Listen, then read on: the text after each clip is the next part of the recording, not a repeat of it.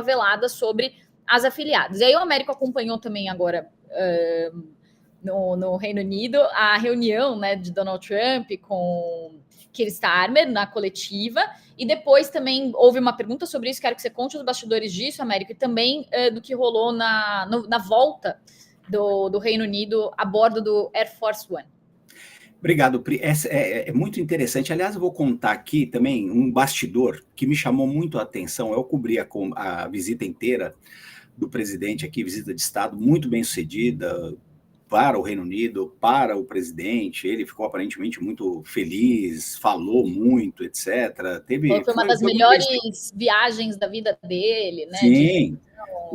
A família real conseguiu impressionar o homem que mora na Casa Branca, né? Ele veio dizer que foi um privilégio dormir no Castelo de Windsor. Bem, os dois devem ser privilégios, mas enfim.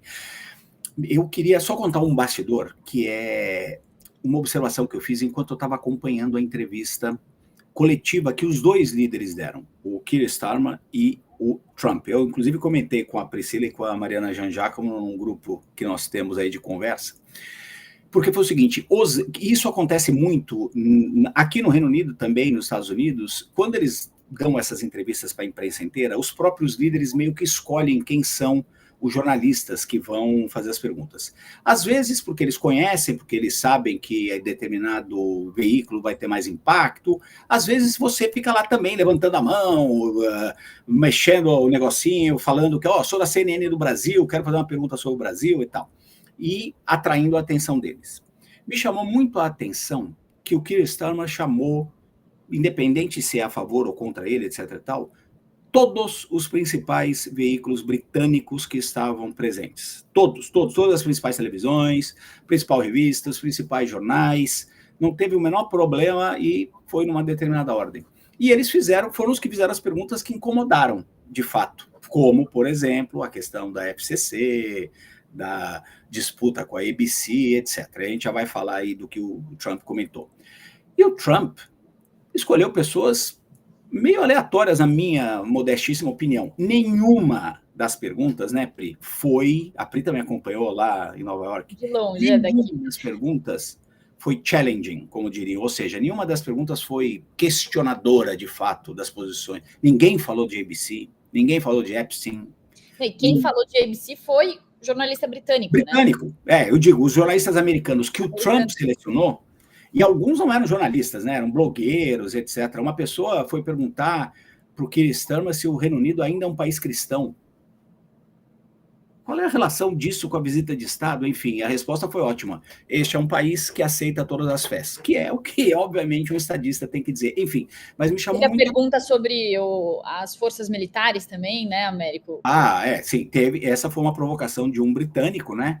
Perguntando para o Trump, porque aqui no Reino Unido existe uma grande discussão, como na maior parte da Europa, como nos Estados Unidos, com relação à imigração.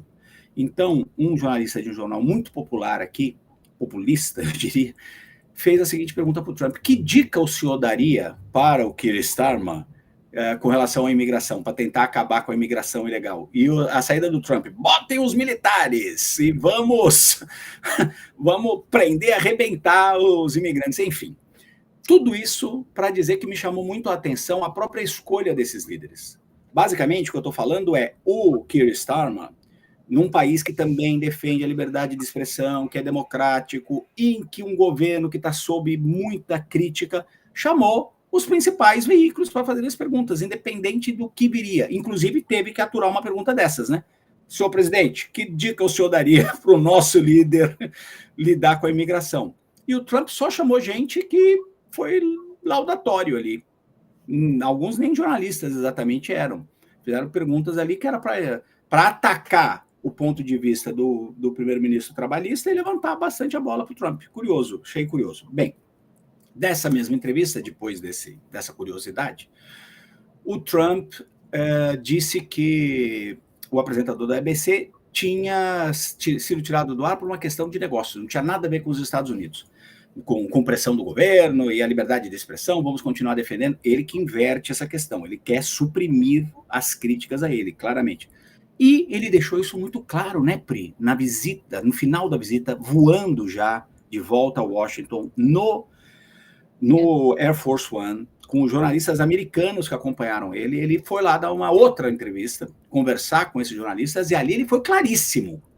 Eu acho que as empresas que são muito críticas do governo, porque falam mal do Trump o tempo inteiro, têm que perder as licenças. Isso é muito grave. É gravíssimo, é uma ameaça direta e reta